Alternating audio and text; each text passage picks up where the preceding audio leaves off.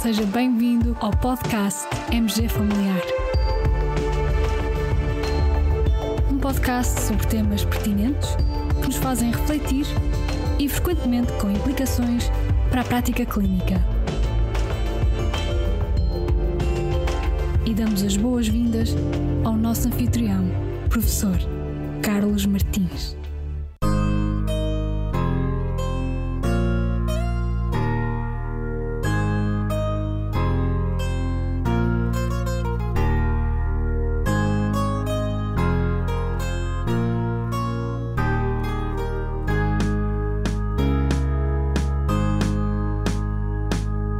Dois amigos em amena conversa enquanto vão lendo algumas notícias. Diz assim o João: diz aqui que os alimentos ultraprocessados fazem mal ao coração. Responde o Pedro: olha, aqueles iogurtes com sabor a morango que tanto gostas também são um alimento ultraprocessado. Será que esta afirmação do Pedro é verdadeira ou será que é falsa? Caros colegas, sejam bem-vindos a mais um Journal Club, e desta vez para o nosso Journal Club temos a Rosália Páscoa e o Luís Monteiro. Olá, Rosália, tudo bem contigo? Olá, tudo bem? Como estão? Tudo bem? Tudo em ordem. E tu, Luís, tudo em ordem? Sim, tudo bem. Olá a todos. Ora bem, hoje em dia, com corre-corre da vida, é difícil fugir aos alimentos ultraprocessados. Por um lado, também são económicos, às vezes convenientes, e a este respeito tem-se vindo a acumular a evidência científica sobre os potenciais danos para a saúde humana deste tipo de alimentação. E neste sentido temos dois estudos que queremos partilhar convosco. Rosália, queres apresentar o primeiro estudo? O estudo que vos trago para apresentar foi publicado recentemente na Lancet e intitula-se Ultra-Processed Food Consumption and Risk of Cardiovascular Events, a Systematic Review and Dose Response Meta-Analysis, e conforme o título já nos desvenda, trata-se então de uma meta-análise que foi realizada com o objetivo de estudar a relação dose-resposta entre o consumo dos tais alimentos ultraprocessados e o risco de eventos cardiovasculares. Em relação aos eventos cardiovasculares, os autores consideraram aqui nestes eventos toda a morbilidade e mortalidade de causa identificada cardiovascular e eventos concretos, como o infarto agudo do miocárdio, o AVC, o AIT e até a intervenção coronária. Esta meta-análise considerou os resultados de 20 estudos observacionais, incluindo casos controles, estudos coorte, estudos transversais, que tiveram origem em 9 países diferentes e corresponderam a mais de 1.100.000 participantes, portanto, muitos participantes envolvidos. Envolveram também mais de 58.000 diagnósticos ou casos de eventos cardiovasculares e um seguimento médio de 12,2 anos, também aqui um seguimento significativo. A população que estamos a falar é a população adulta, portanto, 18 anos ou mais. E os dados sobre o consumo alimentar foram divergindo entre os diferentes estudos, mas incluíram essencialmente questionários sobre a alimentação, e depois a classificação entre ultraprocessados ou não foi desvendada e, de acordo com o The Nova Food Classification System, portanto um sistema de classificação neste âmbito.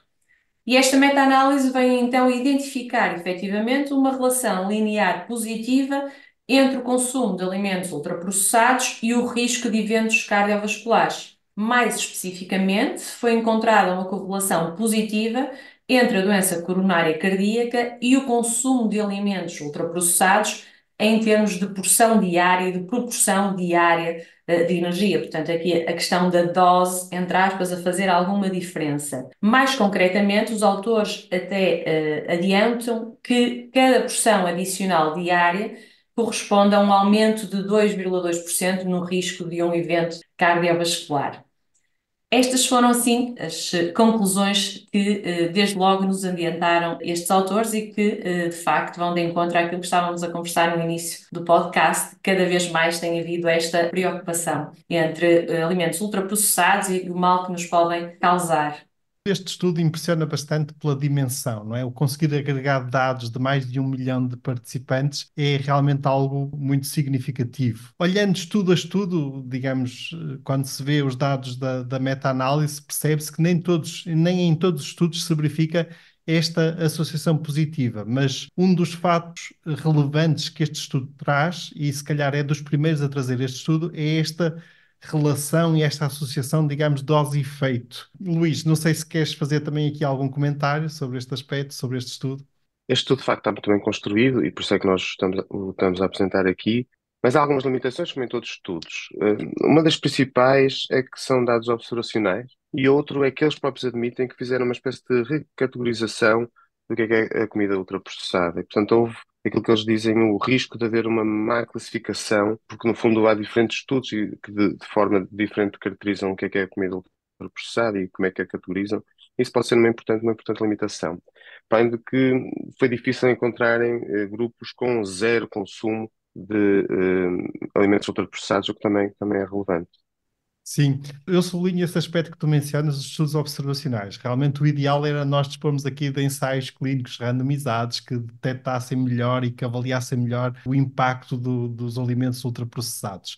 Mas mesmo assim, atendendo à dimensão, já temos aqui informação que é relevante e que até podemos partilhar com os nossos pacientes. Luís, temos um segundo estudo. Queres apresentar esse estudo? Sim, este estudo foi publicado recentemente no BMJ e o título é Association of Ultra-Processed Food Consumption with All-Cause and Cause-Specific Mortality Population-Based Cohort Study. Como o nome indica, é de facto um estudo cohort e eles pegaram em dois grandes estudos cohort prospectivos. Um começou em 1976 com as enfermeiras e um começou em 1986 com profissionais de saúde. E estes estudos englobaram, no fundo, cerca de quase 75 mil mulheres e quase 40 mil homens sem história prévia de cancro, ou doença cardiovascular ou diabetes, isto no início, na baseline. Respectivamente, prolongaram-se durante 34 e 31 anos, o que é um follow-up enorme em relação àquilo que nós estamos habituados, o que dá muita robustez. Este estudo é um dos grandes fatores positivos e diferentes. E outro fator diferenciador foi o cuidado que eles tiveram de, quando analisam os dados, retirar a questão do consumo de tabaco e do álcool, que é algo que nem sempre acontece em estudos prévios. Afunilando aquilo que nós pretendemos, que é perceber a associação entre a ingestão de comida ultraprocessada e a morte, por todos os casos, ou morte por causas específicas daquelas que eu referi. Quais são as principais conclusões, que é aquilo que importa também a quem nos está a ouvir? É que há de facto uma relação entre o consumo elevado de comida ultraprocessada e o ligeiro aumento de morte por todas as causas, principalmente quando se ingere carne, quer seja carne vermelha, quer carne de aves e também marisco, isto em produtos ultraprocessados, que são, no fundo, produtos prontos a aquecer, em que há uma grande elevação de açúcar, de energia, de gordura, e é tudo processado e pronto para consumir. Como eu referi, a questão da dimensão é o que dá mais robustez, é muito interessante termos agora cada vez mais estudos sobre este tema. Também impressiona este estudo e, neste caso, até mais pelo tempo de seguimento, conforme tu disseste. Do ponto de vista de efeito, quando nós vamos comparar os participantes do quartil em que houve um maior consumo de alimentos ultraprocessados com o quartil em que houve menor consumo, é interessante esta comparação. Realmente, o grupo com maior consumo de alimentos processados, aí verificou-se um aumento de 4% da mortalidade por todas as causas.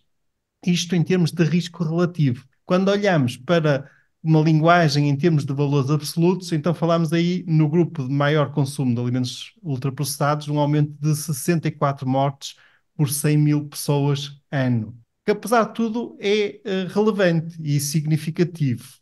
Rosália, não sei se também queres comentar algum aspecto aqui deste segundo estudo. Sim, mesmo pegando nesse aspecto que estava a comentar, de facto, vemos aqui uma circunstância que vai de encontro ao que tínhamos percebido no primeiro estudo. Portanto, maior número de porções, maior dose parece efetivamente levar a maior resposta.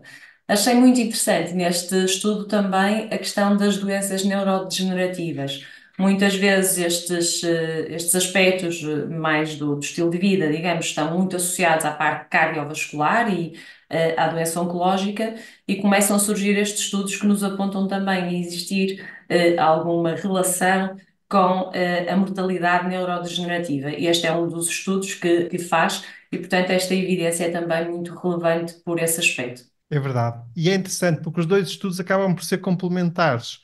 O primeiro focava mais os eventos cardiovasculares e o risco cardiovascular. Neste aqui não se verifica tanto essa relação com a mortalidade cardiovascular, mas claramente do ponto de vista do outcome de mortalidade, que é aqui avaliado neste segundo estudo, também é uma informação relevante. Eu queria acrescentar que este tema é tão relevante que deu até origem a um editorial do BMJ, em que no final eles referem que as Nações Unidas devem de facto ter uma intervenção global sobre este tema. Portanto, não é algo específico de alguns países, mas é tão globalizado que deve ter uma intervenção como houve em relação ao tabaco há uns anos atrás. Isto é, existir no fundo guidelines de boas práticas para os governos, para os Estados e a sociedade, no fundo, terem intervenções de saúde pública, porque este ponto é muito importante, não é? E a economia de mercado tem que mudar no sentido de valorizar a comida feita localmente e produzida localmente e tentando, no fundo, taxar também a comida ultraprocessada, porque enquanto for mais acessível, temos aqui um problema. E isso também faz-me recordar outro estudo que saiu ainda há pouco tempo, um estudo de economia da Susana Peralta, em que ela refere em Portugal que a pobreza está a aumentar e o que nós percebemos é que, isto é muito importante também nos nossos conselhos, não devemos ter juízos de valor, portanto o que acontece é que às vezes há famílias, por causa da sua dificuldade e do trajeto casa-trabalho e dos múltiplos empregos que têm que ter, acabam por ir para a comida mais acessível, mais barata e mais rápida. Sim, sem dúvida. No fundo, estamos aqui, isto tudo está interligado, os vários determinantes sociais de saúde estão aqui interligados e é um aspecto que deve merecer a atenção de todos, inclusive também dos investigadores e dos profissionais de saúde e nós médicos. E por isso é que também achamos que era pertinente trazer este tema ao nosso podcast. Até porque é necessária investigação adicional e esclarecimento de conceitos, nomeadamente, e agora já pensando no nosso quiz que lançamos, para responder ao quiz importa compreender o conceito de alimentos ultraprocessados. No fundo, esta classificação de alimentos em relação ao seu grau de processamento é uma forma relativamente recente de categorizar os alimentos e tem por base um sistema de classificação proposto em 2009 por investigadores da Universidade de São Paulo, Brasil, o tal sistema denominado NOVA. E não se baseia no tipo de alimentos, ou seja, aqui não está tanto em causa se é carne, cereais, legumes, peixe, ovos, produtos lácteos, mas sim no seu grau de processamento. E isto também muito numa perspectiva da evolução da indústria alimentar. De acordo com esta classificação, existem quatro grupos de alimentos. O grupo 1 são os alimentos não processados ou minimamente processados, e inclui alimentos mais ao natural, sejam leguminosas, ovos, legumes, mesmo sendo congelados, ainda pertencem a este grupo, frutos secos, chá, café. O segundo grupo, o grupo 2, são os óleos, gorduras, sal e açúcar, e é também designado por ingredientes culinários processados. O grupo 3 são alimentos processados, que são alimentos, no fundo, produzidos pela indústria, com a utilização dos alimentos do grupo 2 adicionados aos do grupo 1, para, no fundo, os conservar ou tornar alimentos mais saborosos. É o caso, por exemplo, dos enlatados, o feijão em lata, a sardinha em lata, o atum em lata, a carne fumada também pertence a este grupo 3. E, finalmente, temos o grupo 4, os tais alimentos ultraprocessados que aqui estiveram em foco. E aqui falamos de formulações industriais fabricadas total ou principalmente a partir de substâncias extraídas dos alimentos. Portanto, estamos aqui já a falar algo francamente pertencente à indústria alimentar e com grande grau de processamento. E isto inclui uma gama muito variada de alimentos. Inclui, por exemplo, realmente as refeições pré-preparadas, sejam de carne, sejam de peixe, sejam de vegetais.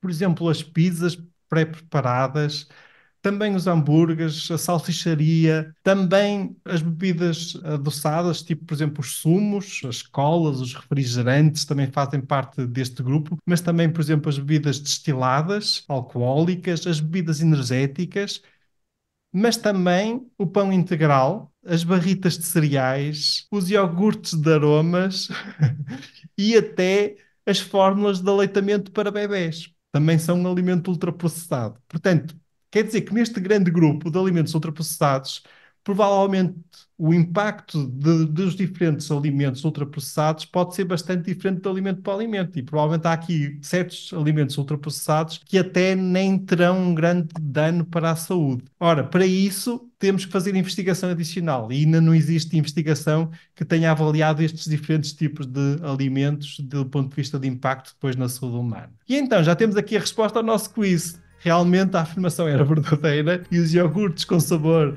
a morango são considerados um alimento ultraprocessado. Meus caros, alguma mensagem final? Da minha parte, apenas despedidas. Até uma próxima oportunidade. Muito bem, e nós agradecemos, foi muito útil e agradecemos-te muito teres trazido ao nosso Journal Club este artigo. Luís? Até à próxima, é sempre um gosto partilhar ideias e para quem nos está a ouvir, também fica o repto de abordarem este tema nas vossas unidades e com os vossos utentes. Claro que sim, há aqui realmente muito trabalho, até entre nós, colegas de formação, para melhorarmos aqui os nossos conhecimentos, mas também depois do ponto de vista de literacia para a saúde, destinado aos nossos pacientes e à comunidade. Caros colegas, com este episódio partilhamos os links de acesso aos estudos aqui mencionados e também o link de acesso ao tal sistema de classificação, o sistema NOVA. Muito obrigado por nos ouvirem, fiquem bem, continuem bem, até ao próximo episódio.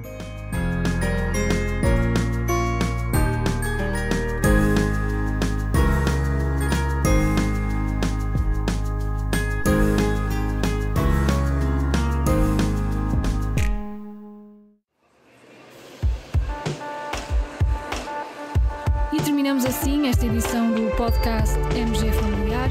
Muito obrigada por nos ouvir. Se desejar completar a sua leitura, muitos dos conteúdos abordados neste podcast estão disponíveis em www.mgfamiliar.net.